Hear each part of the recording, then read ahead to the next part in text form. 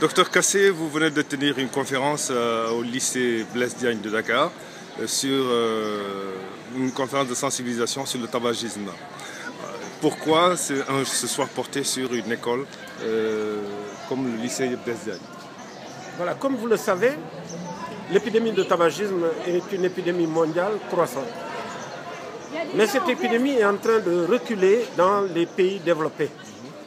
Et toutes les compagnies de tabac se replient dans les pays en développement pour recruter de nouveaux fumeurs dans la jeunesse des pays africains. Et aujourd'hui, 83% des cigarettes et du tabac fumé dans le monde est fumé par les pays en développement, y compris la Chine. Malheureusement, 92% de tous ceux qui fument ont commencé à fumer à l'âge du secondaire. S'il y a bien un endroit où il faut agir, c'est bel et bien au niveau des élèves du secondaire. Vous avez bien compris que c'est l'un des objectifs de l'association Prévenir que de faire reculer le tabagisme en milieu scolaire. C'est pour cela que nous venons pour la 3e fois au lycée Blaise Diagne parler donc de la lutte contre le tabagisme des jeunes. Alors, quel impact attendez-vous de cette conférence? Première chose, c'est un outil de sensibilisation et de plaidoyer.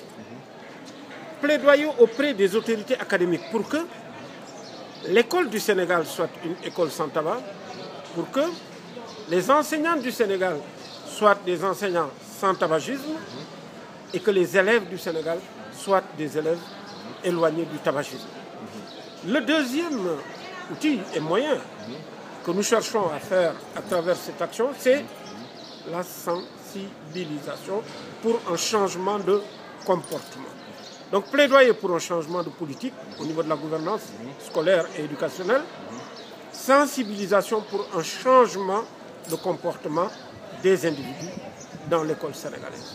Alors cette sensibilisation en milieu scolaire doit-il avoir un impact uniquement sur l'élève ou bien il peut avoir également un impact sur les parents et sur la société d'une manière générale? Je demeure convaincu que les jeunes sont des hommes très curieux et très actifs et qu'au sortir de cette conférence, la parole qui a été donnée sera transmise bien sûr aux autres élèves, mais que cette parole également se retrouvera jusque dans les communautés, c'est-à-dire les familles, les personnes alentours et pourquoi pas la communauté du Sénégal en général.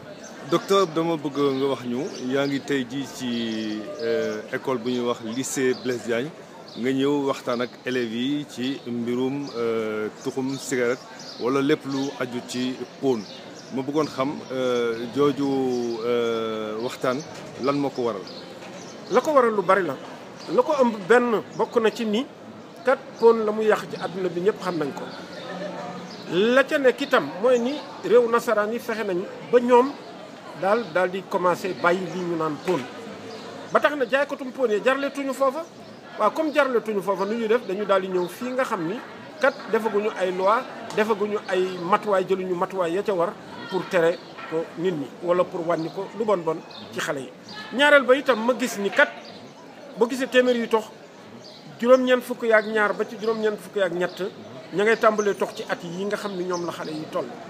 kon nag looloo taxoon ma ni ay ca leen ñu jóg dem waxtaan ak xale yi parce que kat loolu bu fekkente ne ci xale yi lay am boo ko bëggee xeex demal ca xale yi wax ak ñoom.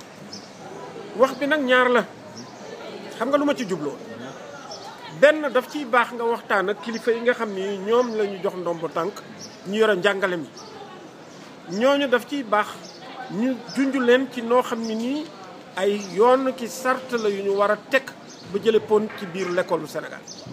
ñaareel ba itam daf ciy baax nga waxtaan ak gone yi xam nga boo waxtaanee gone yi ñu xam bu fekkoon te ne dañu xam ba pare xam nga kon ñoom ci seen bopp yàlla mën na leen cee dimbale ba duñ ci dugg waaye ku xam mën a xamle boo xamee xamal sa ña nga nekkal mu di say waa classe xamal itam ña nga xam ni ñu mooy ña nekk ci sa dëkkuwaay kon daal loolu moom moo doon ñaari yëf yi nga xam ni bëggoon nañ ko baaxee école bi nga xam nag ni man nii fi laa jàng